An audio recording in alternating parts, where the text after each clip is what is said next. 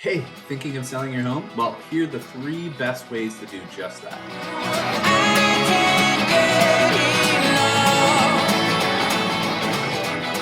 Hey everybody, I'm Dave Taylor with Aliea Realty, and today on House Hike, we're going to talk about the 3 different ways to actually sell your house. Now, before we get into this, I want to share with you the struggle I've had with making this video. First, it was too windy. Third option that's popped up over the last few years. Then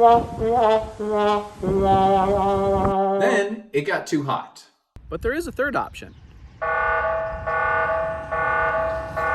And now I think I got it, like Goldilocks, just right. As you can see, I'm in the Aliea Realty office today. It's actually going to be one of our first videos here. If we like it, maybe we'll keep doing them here. So we'll see. But as I mentioned, on today's video, we're going to talk about the 3 best ways to sell your home.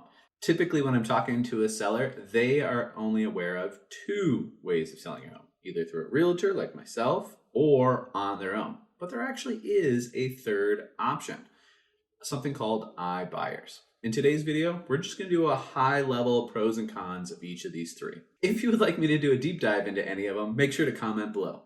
First up, iBuyers. iBuyers is a category including both just cash buyers or big corporations like Zillow or Opendoor. A iBuyer is usually a cash offer that comes with some perks.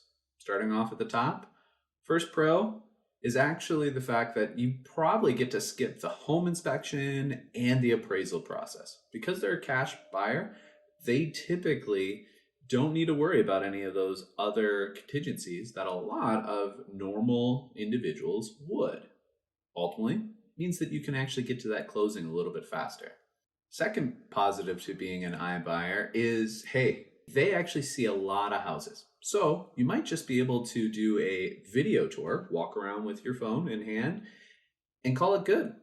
No people that you have to deal with. Which of course leads us into the next piece is if you don't have any people walking through your house, well, then you can skip a lot of the deep cleaning, the renovations, or anything else like that. Typically, iBuyers are going to have a budget set aside for renovations and updates that they want to do. So they are not too worried about what you already have in place. They just want the house itself. All right, we looked at the pros, now we got to look at the cons. First con of going with an iBuyer, well, statistically, they're the lowest sales price that you're going to get for your house. On average, it's typically between 10 and 15% below market value. Now, you get to skip a lot of the process, and there's some headache that you don't have to deal with. But when you're talking about a $300,000 house, that's $30,000 to $45,000 that you are leaving on the table. Second con, 0 chance of a bidding war. When we're talking about selling your home, as a realtor, I'm always trying to get a bidding war where we have multiple buyers trying to compete to buy your house. Well, when there's only one buyer, they're not going to bid against themselves. So you have 0 chance of your house just suddenly selling for a lot more when we get to that bidding war piece. And the last con of working with iBuyers, well, not only are you getting less for your sales price of your home, but you're still typically paying the same amount in fees. In fact, Opendoor still charges you 5% fees for doing all of the process. So you got less for your house and you're still paying all the same fees. All right, next up is for sale by owners, or what we call FSBOs. For sale by owners are typically drawn to this. They get to save some money on the commission and control the entire process. However, with that extra control comes added responsibilities. So let's dive into the positives. Pros of for sale by owners. You can save some on the real estate fees. Now, typically, when you sell on your own, you become the listing agent essentially. That said, you still want to pay the buyer's agent typically about 3% for what they bring, which is the buyers. Statistically speaking, 98% of homes still sell with some sort of agent involved in the process. And so when you don't pay a buyer's commission, well, then you're competing against a lot of other homes that are, and your buyer pool gets a lot smaller.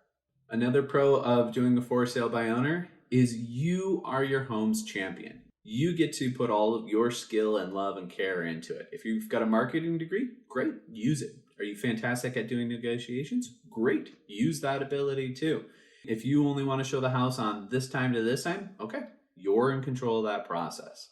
The other advantage there is because you're your home's own champion, you know all the positive things about your home. You can sell them better than almost anybody could.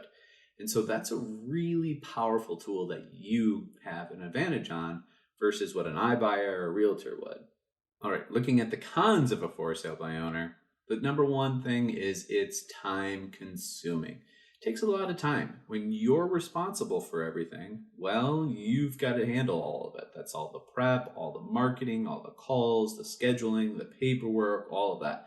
Even just one house is like a part-time job. It takes a lot of time. And well, it's your time that needs to be dedicated to it. The next is the cost of the marketing. When you're not paying a listing agent, well, then you become responsible for the cost of all that marketing. So your sign, typically 30 to 50 bucks. When you look at taking photos, $300 to $400. When you look at drone photos, $300 to $500. When we look at Facebook ads, minimum of $100 that you should be putting into Facebook ads.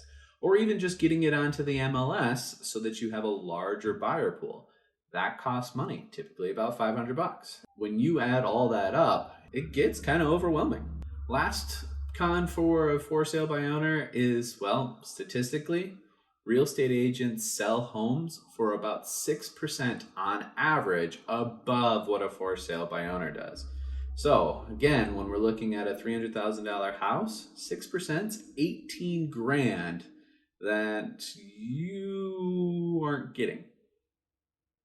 Typically the reasons why is, well, real estate agents are professionals at negotiating.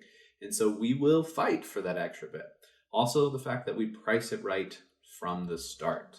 All right, let's finally talk about realtors. So pros for realtors, well, having a realtor on your side is having a local expert on your side. We know the markets, we know what's selling, we know what's not selling, we know who to talk to and who not to talk to. We are experts in that field.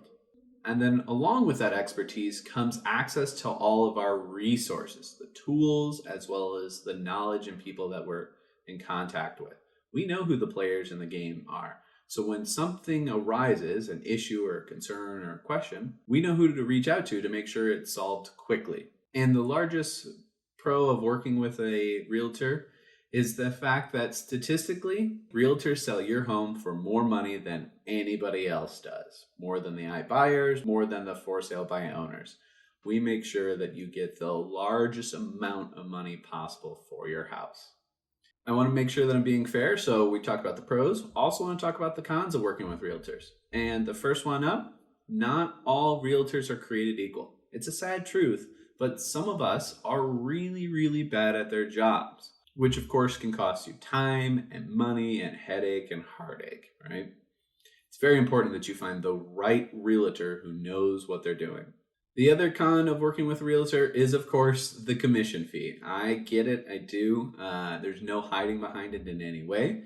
On average, realtor commission fees are about 6%. Now, of course, there are some discount brokerages that are going to charge a little less, and then there's premier brokerages that are going to bring some more extra services and they'll charge a little bit more.